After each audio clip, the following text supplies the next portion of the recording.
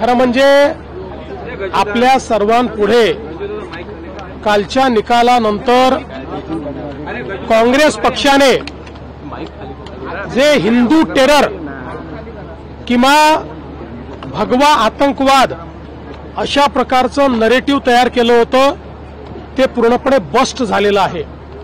आपल्याला कल्पना आहे की 1990च्या दशकाच्या शेवटच्या भागात आणि साधारण 2000 मध्ये सुरुवातीच्या दशकामध्ये संपूर्ण विश्वात मोठ्या प्रमाणात आतंकवादी घटना घडल्या। अमेरिकेत देखील घटना घडल्या, युरोपमध्येही घटना घडल्या, भारतात तर घडल्याच घडल्या आणि यातल्या अनेक घटनांचे धागेदोरे पाकिस्तानपर्यंत होते आणि त्यातनं एक इस्लामिक टेररिझम अशा प्रकारचे एक नरेटिव्ह कॉइन झाला। हा काही भारताने कॉइन केला नव्हता, जगामध्ये कॉइन झाला। भारतामध्ये या नरेटिव्हचा आपल्या वोट बँकेवर विपरीत परिणाम होतोय अशा प्रकारे काँग्रेसला लक्षात आलं।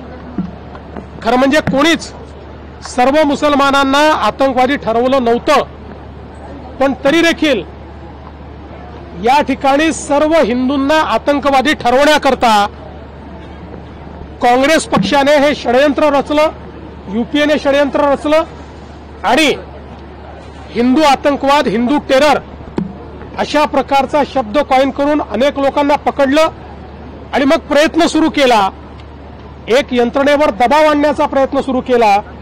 हिंदुत्ववादी संघटना आणि विशेषतः राष्ट्रीय स्वयंसेवक संघ याचे अधिकारी किंवा विचार परिवारातील अन्य संघटनांचे पदाधिकारी हे कसे या सगळ्या भगव्या आतंकवादामध्ये सामील आहेत अशा प्रकारचं षडयंत्र तयार करण्याचा प्रयत्न झाला, पण त्याचे दूर दूरपर्यंत कुठलेही पुरावे त्यांना मिळाले नाही। पुराव्याअभावीही कारवाई करा अशा प्रकारचा दबावही त्यावेळी पोलीस यंत्रणेवर होता, पण पोलीस यंत्रणेतले अनेक प्रमुख अधिकारी हे त्या दबावाला बळी पडले नाहीत आणि म्हणून मला असं वाटतं की पुढची कारवाई होऊ शकली नाही। अन्यथा हे खूप डीप रूटेड, खोल रुतलेलं अशा प्रकारचं षडयंत्र होतं। मात्र आता त्याचा पर्दाफाश झाला आणि हळूहळू यातल्या सगळ्या घटना बाहेर येतील आणि कशा प्रकारे त्यावेळच्या देशातल्या सरकारने आणि राज्यातल्या सरकारने हिंदूंना आतंकवादी ठरवून हिंदू संघटनांना बॅन करण्याकरता, हिंदू संघटनांना संपवण्याकरता एक प्रयत्न उभा केला होता हे यातनं लक्षात येतं। असं आहे की जी काही घटना घडली त्या घटनेनंतर एक मोठा रोष होता। त्या संदर्भात सन्माननीय अजितदादा पवार आणि आमचे दुसरे उपमुख्यमंत्री एकनाथराव शिंदे आम्ही सगळ्यांनी चर्चा केली आणि चर्चेअंती हा निर्णय घेतलेला आहे आणि म्हणून त्यांचं खातं हे बदललेलं आहे, त्यांना दुसरं खातं दिलं आहे आणि कृषी खातं हे मामा भरणेंना देण्यात आले। आता तरी दुसरा कुठलाही बदल या ठिकाणी होईल अशी चर्चा नाही।